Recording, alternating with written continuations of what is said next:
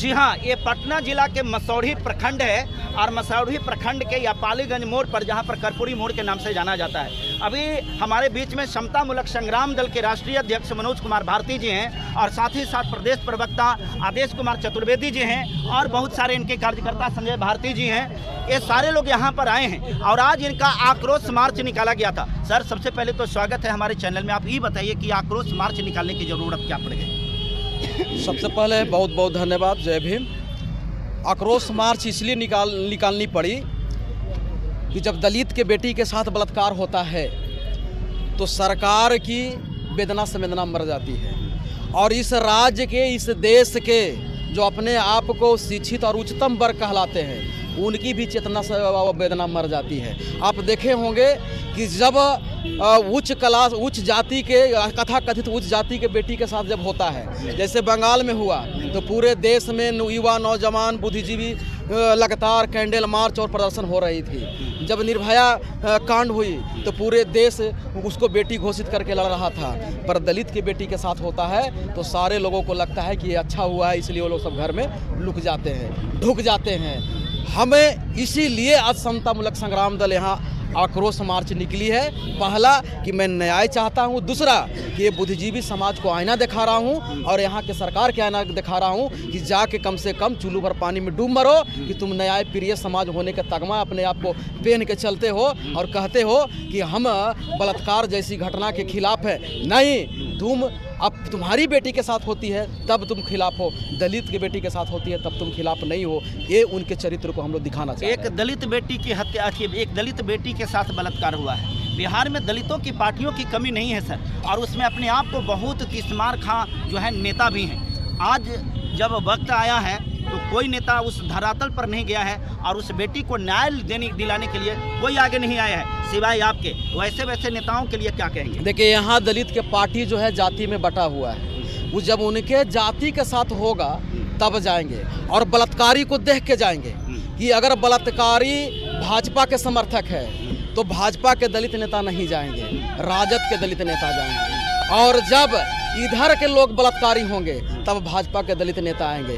तो अभी बलात्कार करने वाला भूमिहार जाति का है और भूमिहार माना जाता है भाजपा का। वहाँ चितरंजन शर्मा या रंजन शर्मा नाम है, वो उसी का घर है नीमा गांव में जहाँ घटना घटा है और उसी के गुर्गे लोग भी हैं, पांडव गिरोह कहा जाता है। अब दलित के जो पार्टी जीतनराम मांझी हैं वो राजनीतिक बनिहार है भाजपा का, चिराग पासवान राजनीतिक बनिहार हैं, तो अपने मालिक के खिलाफ थोड़ू आएंगे, वो अपने मालिक के खिलाफ नहीं आएंगे। लेकिन दुख इस बात का है कि महिला सांसद है वो भी आज तक वहाँ नहीं गई, महिला विधायक है वो मसौढ़ी गए क्षेत्र ना है, महिला विधायक है वो भी अभी तक नहीं गई। इसका मतलब है कि बलात्कार जिस बच्ची को हुई है उसको जाति देख रहा है, ये रविदास जाति के है, इसलिए कोई नेता वहाँ नहीं जा रहा है। पर समता मूलक संग्राम दल किसी भी समाज के साथ अगर बच्ची के साथ होती है तो हम लड़ते हैं और इसके लिए भी हम लोग लड़ेंगे और अंतिम सांस तक लड़ेंगे। ये जो घटना घटी है इसमें आप लोगों ने यहाँ पर आक्रोश मार्च निकाला, नीतीश जी का पुतला दहन किया। आपको क्या लगता है कि इतना कर देने से न्याय मिल जाएगा? हम लोग अंतिम विकल्प पे हैं। हमने यहाँ से पूरे बाजार के साथ साथ पूरे मीडिया के सामने, आप लोगों के भी सामने हमने खुलेआम कर दिया है और मैंने सत्य बोला है कि यहाँ ये दलित गरीब गुरबा वंचित वर्ग हथियार उठा गए। एमसीसी क्यों बना, संग्राम समिति क्यों बना, पीपुल्स बार क्यों बना?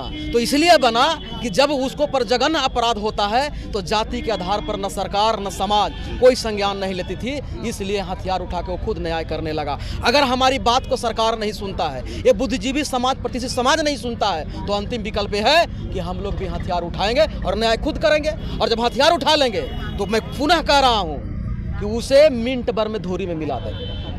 ऐसा नहीं है कि हाँ यहाँ के गरीब वंचित लोग हथियार उठा के लड़ा नहीं है, लड़ा तो हुआ लड़ा है कि पापियों से बिहार के धरती को खून लाल कर, धरती लाल कर दिया गया था।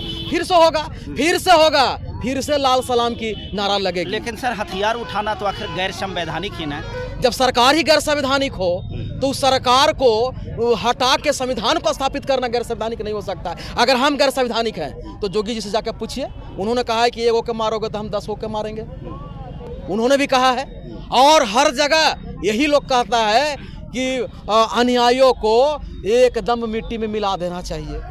तो हम लोग मिला देंगे। ये जो प्रशासन को बंदूक दिया गया है अन्यायी को ही मिट्टी में मिलाने के लिए, अगर ये इनकाउंटर भी कर दे यहाँ के पुलिस बलात्कारी को तो इनाम मिलेगा, पुलिस को सज़ा नहीं मिलेगी। तो फिर हम भी इनकाउंटर कर देंगे, हम लोग कर देंगे इनकाउंटर अगर इन लोग नहीं करेगा तब। इसका मतलब पुलिस, अभी हम लोगों ने देखा है आंध्र प्रदेश में एक घटना घटी थी बलात्कार के, 4 बलात्कारियों को इनकाउंटर किया गया। अभी और कई जगह का उदाहरण है कि बलात्कारियों को इनकाउंटर किया गया है, लेकिन जब दलित के बेटी के साथ होता है तो उस बलात्कारियों को इनकाउंटर क्यों नहीं किया जाता है? इसका मतलब इनकाउंटर करना संवैधानिक अधिकार है यहाँ के प्रशासन का, पर वो नहीं करता है। क्यों नहीं करता है? क्योंकि दलित की बेटी की हुई है, इसलिए दलित की बेटी पर लगातार जो है बढ़ते जा रहा है। एक बार इनकाउंटर हो जाएगा ना तो ये बलात्कार ठप हो जाएगी, रुक जाएगा। लेकिन प्रशासन जानबूझ के, यहाँ के शासन प्रशासन जानबूझ के ये छूट दिए हुए हैं इन बलात्कारियों को, तो हम अब छुट्टा सांड घोड़ने नहीं देंगे बलात्कारियों को। एक आखिरी सवाल सर ये है कि देखा जा रहा है कि बिहार के जो दलित वर्ग के लोग हैं, मैं कास्ट की बात नहीं कर रहा हूँ, दलित वर्ग के लोगों के साथ इतना शोषण जुल्म अत्याचार हो रहा है, फिर भी भिन्न भिन्न पार्टियों में बटे हुए हैं और वो यूनाइट नहीं हो रहे हैं, जिसकी वजह से बिहार में वो सत्ता में नहीं है, सरकार में नहीं है। क्या आपको लगता है कि बिना सरकार में आए हुए उनको न्याय मिल पाएगा? देखिए, हम लोगों ने साफ कहा कि अगर आप सरकार में रहते तो बंदूक उठाने की ज़रूरत नहीं है। अभी प्रशासन जाके उसको घर को, जैसे जोगी वहाँ बुलडोजर से गिरा रहा है तो हम यहाँ डायनामाइट से गिरा देते जब सरकार होती तब ना। तो सरकार अगर रहेगा तो आपको हथियार उठाने की ज़रूरत नहीं है। सरकार अगर आपको रहेगा तो ये जुल्मी के खिलाफ आपको लड़ने की ज़रूरत नहीं है। वो सरकार चाहेगी तो मिनटों में जुल्मी को और जुल्म को दोनों को समाप्त कर सकता है।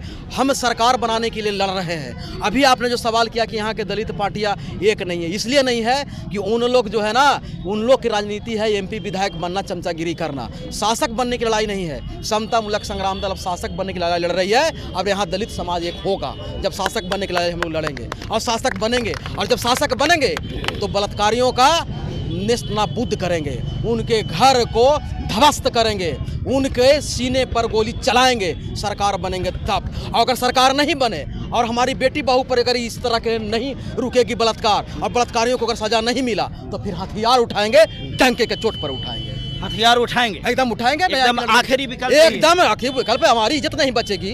हमारी बेटी बहू को खुलेआम इज्जत लूट के लोग को घूमते रहेगा और प्रशासन उसको संरक्षण देते रहेगा, दामाद बनाएगा उसको सरकार, तो हम क्या करेंगे? हम अपने इज्जत को कुचलने नहीं देंगे।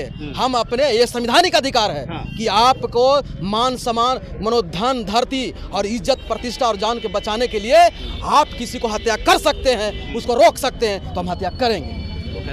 बहुत बहुत धन्यवाद सर, थैंक यू। देख रहे थे मनोज कुमार भारती जी ने, इन्होंने स्पष्ट तौर पर कहा कि अगर अपनी मान सम्मान प्रतिष्ठा को बचाने के लिए अगर हमें हथियार उठाना पड़ेगा, अपनी जान माल की रक्षा के लिए हथियार उठाना पड़ता है, तो यह संवैधानिक अधिकार है। अगर सरकार हमें अधिकार नहीं देगी तो फिर हथियार के बल पर भी न्याय होगा।